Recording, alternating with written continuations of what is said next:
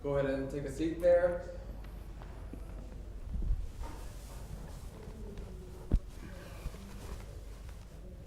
Hi, Todd, can you introduce yourself? Hi, I'm Todd Rothenhouse. Hi there, I'm Scott Montgomery. Hi, my name is Ashwin. I go by Ash for short. I'm the CEO of a startup. I am the CEO of a startup. Oh, let's get going. Yeah, let's get started. Let's get started. Let's get started.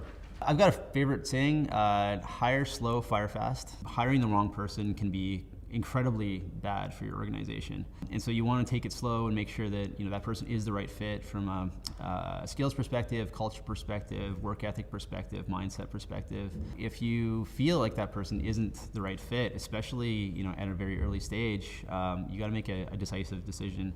At the same time, you're always questioning yourself. There's definitely people who I had thought of letting go, and turns out there was just something going on in the personal life, and 6 months later they turned into a rock star.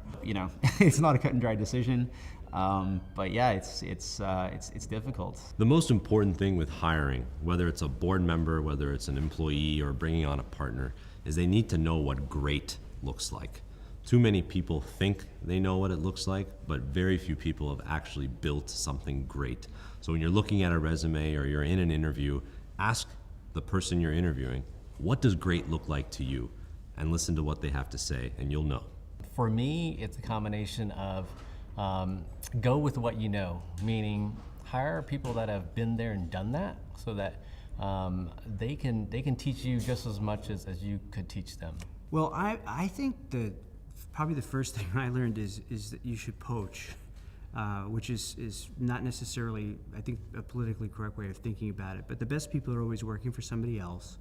And I actually think the best people aren't thinking of leaving the company that they're at. I think a lot of us like to pretend when we hire someone for a job, or even in any job we have, these people are part of a family, or that they're going to work in your company forever. And those things aren't the case. The likelihood that they're going to be in your company 5-10 years later is quite low. And what's really helpful is to have that conversation with candidates and with new hires.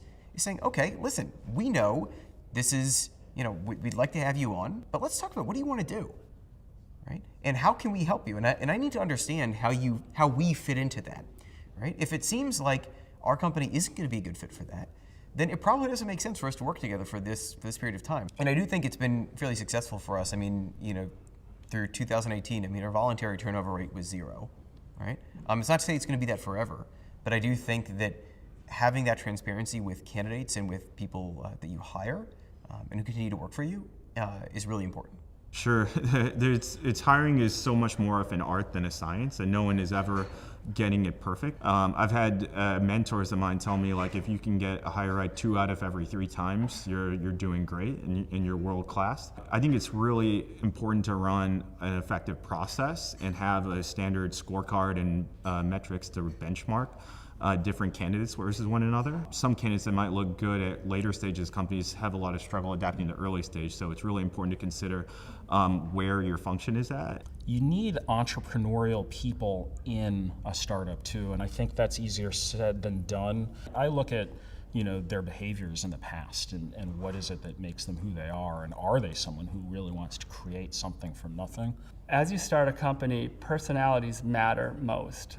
The idea of a team dynamic, coming in every day and going through sometimes hell with each other, requires a very tight-knit team, and truly you are going through unimaginable challenges with your team, and you need to know that you can rely on them and that you can trust them. Hiring is something that most companies struggle with, all companies struggle with. The mistakes we've made is not having a rigorous process across the board and consistent process that also really includes data that you're consuming from the results of your hiring. The things we've done at EquipmentShare is really put some rigor behind, helping candidates understand what their fit for in our company is.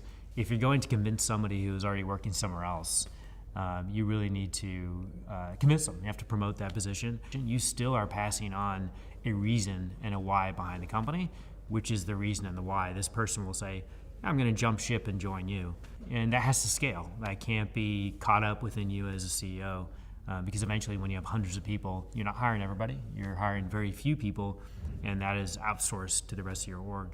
And you have to be better at hiring at that point. You can't dilute that. So as you outsource to the rest of your teams, that should get better, not worse.